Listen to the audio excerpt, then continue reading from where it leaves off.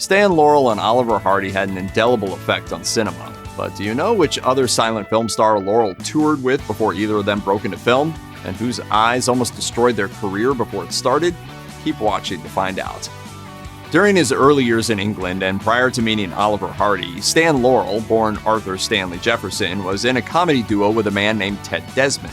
In 1912, Desmond and Laurel toured the Netherlands and Belgium under the stage name The Bardo Brothers. Later that same year, Laurel traveled to the United States as part of another comedy troupe, Fred Karno's Army, and the Bardo Brothers were no more. While Laurel found success in Hollywood, Desmond remained in England, where he played in a band and managed arcades.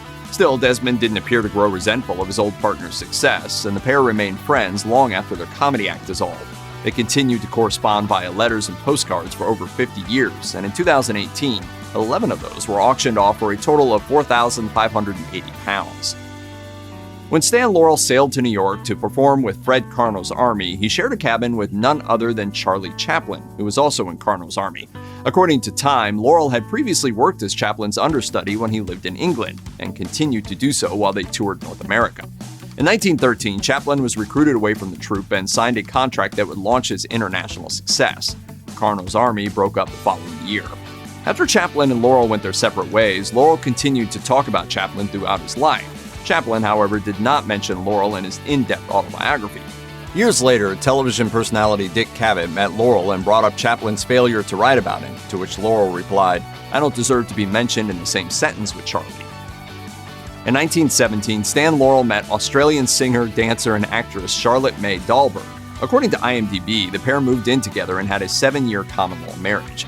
Dahlberg was reportedly responsible for coining the stage surname Laurel after seeing a photo of a Roman general wearing a laurel wreath. During their relationship, Dahlberg and Laurel performed a vaudeville act called Stan and May Laurel. In 1921, the duo performed at the Pantages Theater in Spokane, Washington.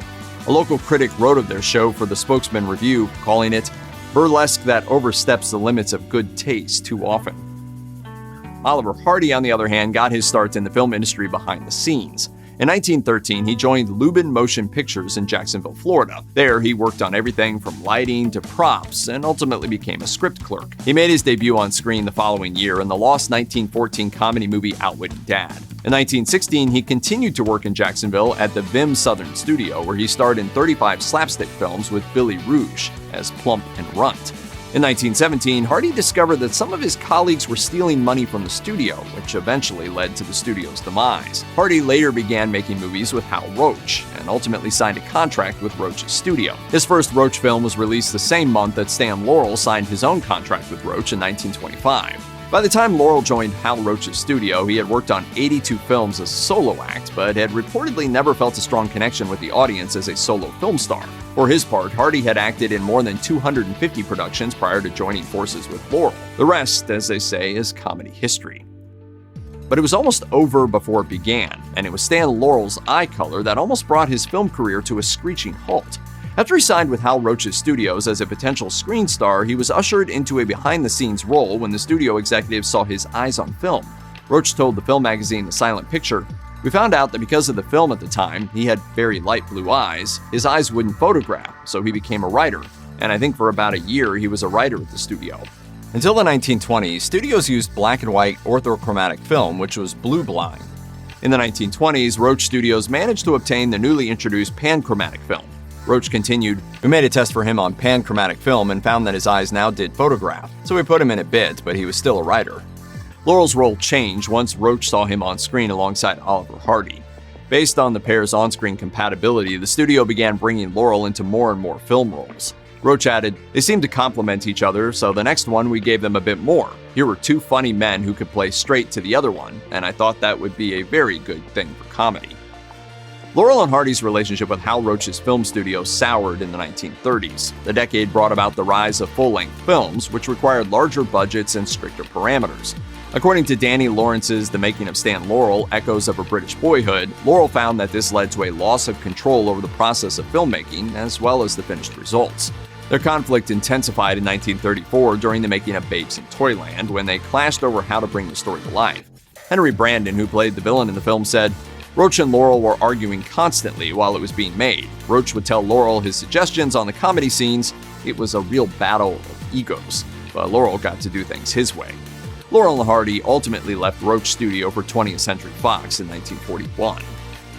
In the age of silent film, appearances were everything. Like many others, the success of Stan Laurel and Oliver Hardy's comedy duo hinged on contrast, and the most striking element of visual contrast was the size difference between the two. The large Hardy reportedly stood over 6 feet tall and weighed close to 300 pounds. His size had hindered his chances of becoming a leading man, but it helped his comedy success alongside the slight Laurel.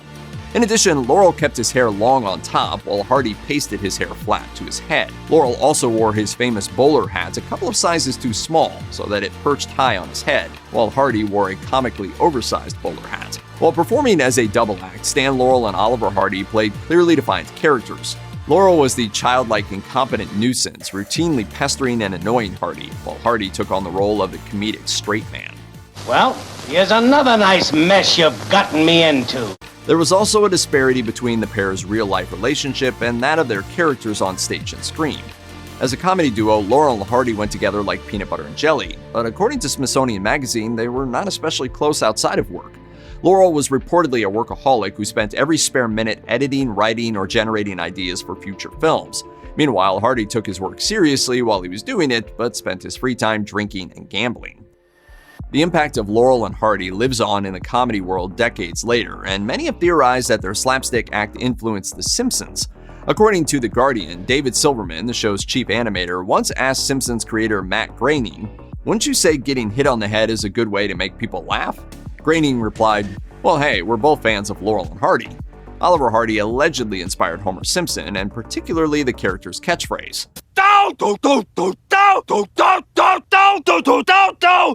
Groening continued to The Guardian, "Hardy did dough a little bit, but really it was Scottish actor James Finlayson who did a nice big dough right to the camera." The catchphrase may have been heavily inspired by Finlayson's performance, but it was in the Laurel and Hardy film Way Out West in which it was coined. In 1954, Stan Laurel and Oliver Hardy headed to a Hollywood hotel to meet up with an old friend. Once they arrived, they realized they'd been lured there under false pretenses and were instead being pushed onto the television show This Is Your Life with host Ralph Edwards. It would be their first live television appearance and their only one to air in the United States. Laurel told TV Guide of his surprise appearance, "It was a staggering experience. Hardy and I are both great television fans, and we've been planning to do something on TV, but we certainly never intended to start out on an unrehearsed network show." Even so, the pair criticized the use of commercial breaks during television broadcasts. Laurel continued, "It's a little disturbing to see ourselves on TV now. We're being used to sell products we've never even heard of, and someone else is making all the money." Oliver Hardy died of a massive stroke on August 7, 1957, at the age of 65. Stan Laurel reportedly did not attend his former partner's funeral, saying to Time magazine he would understand. Despite Laurel's lifelong obsession with film work, he never appeared in another film without Hardy. In 1955, Laurel suffered a stroke that left him partially paralyzed for the remainder of his life. The night before his death, a decade later, on February 23, 1965, he suffered a heart seizure that was so severe he could not be transported to a hospital. Instead, he was cared for at home by the same nurse that he cared for Hardy shortly before his death 8 years prior. Laurel died of a heart attack at the age of 74. Dr. John H. Parrott, who visited Laurel at home the morning before he died, told the LA Times, "It was the first time I'd seen him that he didn't crack some kind of a joke. He'd had severe illnesses before, but they never stopped him from joking." Check out one of our newest videos right here. Plus, even more grunge videos about your favorite classic films are coming soon. Subscribe to our YouTube channel and hit the bell so you don't miss a single one.